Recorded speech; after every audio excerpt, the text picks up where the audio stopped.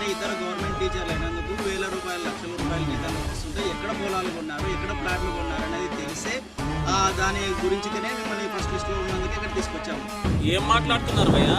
మా భార్య ఏ ఊరికి వెళ్తుంది, నేను ఏ ఊరికి వస్తున్నా, మా పిల్లలు ఎక్కడ ఉన్నారు, మా తిప్పులు ఏంటో మీకు తెలుసా?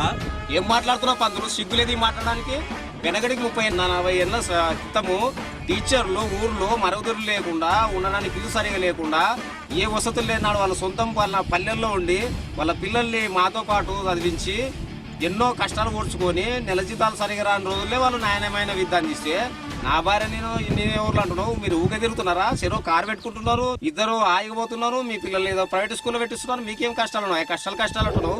కష్టాలు ఎవరుకున్నవి?